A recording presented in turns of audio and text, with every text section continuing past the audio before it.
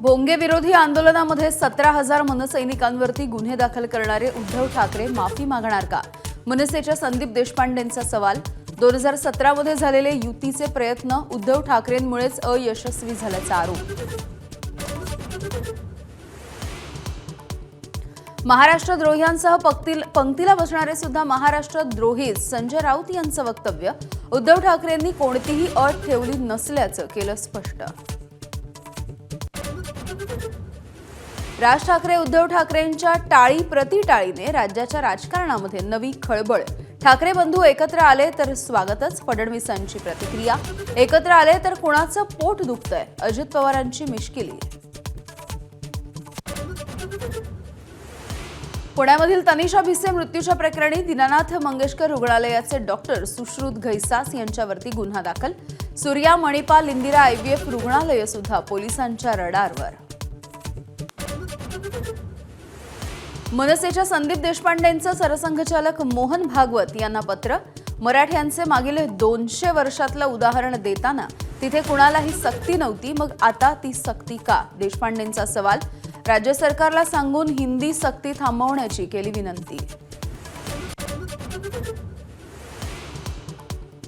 नागपूरमध्ये आज मुख्यमंत्री देवेंद्र फडणवीसांचा जनता दरबार। नागरिकांना त्यांच्या समस्या थेट मुख्यमंत्र्यांसमोर मांडता येणार।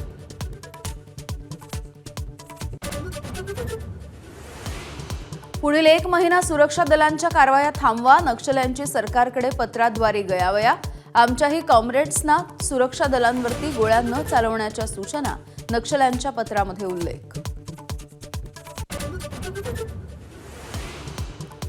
राहुल गांधी अमेरिकेच्या बोस्टनमध्ये दाखल। उद्या आणि परवा अमेरिकेमधल्या भारतीयांसोबत संवाद साधणार। ब्राउन विद्यापीठामध्ये देणार व्याख्यान। वानखेडेवरती आज पारंपरिक प्रतिस्पर्धी मुंबई इंडियन्स आणि चेन्नई सुपर किंग्सची लढत। होम पिचवरती खेळण्याचा मुंबई इंडियन्सला फायदा। आरसीबी विरुद्ध पंजाब किंग्सचा आज सामना। आव्हान टिकवण्यासाठी आरसीबीच्या फलंदाजांना शिकस्त करावीच लागणार।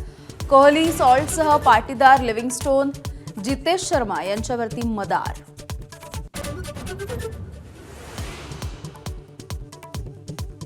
राजस्थान रॉयल्सकडून अवघ्या 14 वर्षांच्या वैभव सूर्यवंशीचं दणदणीत पदार्पण। आयपीएलच्या पहिल्याच चेंडूवरती षटकार मारत वाजवला डंका। 20 चेंडूंमध्ये 33 धावांची धमाकेदार खेळी।